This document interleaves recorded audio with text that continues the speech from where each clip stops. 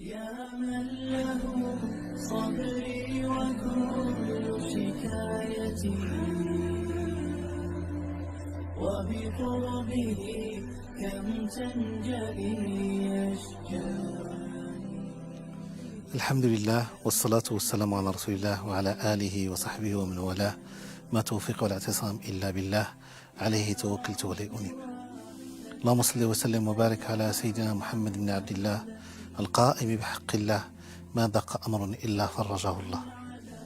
Chers frères, chers sœurs, salam alaikum wa rahmatullah. Notre sujet d'aujourd'hui est un sujet très important dans notre cheminement, dans notre relation avec Allah subhanahu wa ta'ala. D'ailleurs, nous le disons souvent que le vendredi est un moment où nous devons faire une introspection. Chacun de nous et chacune d'entre nous doit se poser un questionnement intime. Dans ma relation avec Dieu, dans mon cheminement, suis-je en progression ou bien en régression? Si c'est le cas, je suis en progression, je dois remercier Dieu. Je dois être reconnaissant et demander à Allah subhanahu wa ta'ala de m'ouvrir les portes de son amour et de sa proximité. Si je suis en régression ou bien je stagne dans mon cheminement, c'est le moment pour rectifier le tir, c'est le moment pour se poser, pour se remettre en question et réformer son être. Le prophète Mohammed sallallahu alayhi wa sallam, dans le hadith authentique rapporté par Al-Hakam, rapporté par Al-Manawi dans Fayd al-Qadir, par Ibn Mardawi dans Musnadihi, selon Anas, le prophète sallam dit, le fidèle est amené à faire face à 5 difficultés. Le fidèle est amené dans son cheminement à faire face à 5 difficultés. La première, un fidèle, un croyant qui partage la même foi mais qui l'envie, qui le jalouse. Un hypocrite qui le hait. Un ennemi qui le combat. Un diable qui essaye inlassablement de le faire dévier, de l'égarer.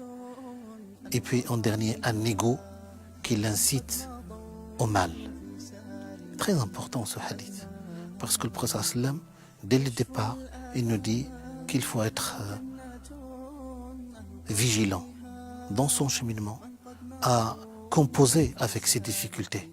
Ne pas les fuir, mais savoir comment les appréhender et comment les transformer en atout. C'est vrai qu'entre les fidèles, ce n'est pas parce qu'on partage la même foi que tout est acquis. Au contraire, l'humain est ainsi. Il y a de l'envie, il y a de la jalousie, comment faire pour les dépasser? Comment faire? Il faut faire assaut d'amour.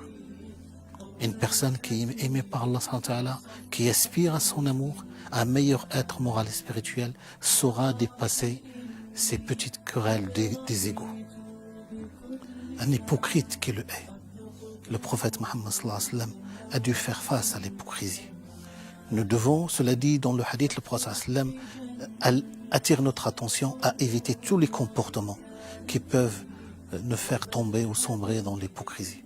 Dans le hadith authentique rapporté par le Bukhari ou Muslim, selon Abu Hurairah, le prophète sallallahu alayhi wa sallam dit 4 traits de caractère, celui qui les a, celui ou celle qui les a est l'hypocrite type. Et restera hypocrite tant que l'un de ces traits de caractère se manifestera chez lui. L'hypocrite est menteur, failli à ses engagements, n'est pas digne de confiance et profère des propos orduriers quand il dispute.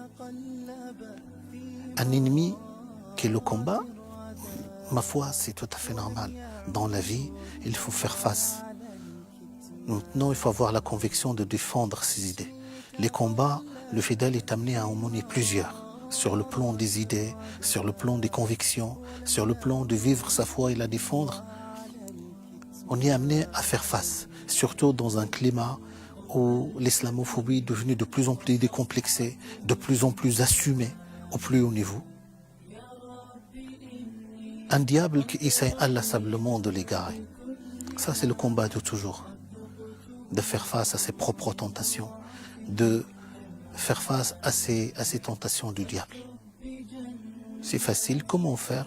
Il faut mentionner Dieu inlassablement. Plus on est connecté avec Dieu, plus les tentations du diable n'ont plus aucune emprise sur nous. Et puis le dernier point, c'est un ego. Et ma foi, ça c'est le plus difficile. prendre le dessus sur son ego, discipliner son ego, purifier son âme. Si on arrive à faire ça, on pourra maîtriser toutes les autres difficultés. La principale difficulté, et à mon avis la plus importante, c'est d'abord de discipliner son ego, d'éduquer son âme, pour qu'il puisse goûter la douceur de la foi, pour qu'il puisse être sincère dans son cheminement, dans sa relation avec Allah Azza wa Jal. Wassalamu alaikum wa rahmatullahi ta'ala wa barakatuh.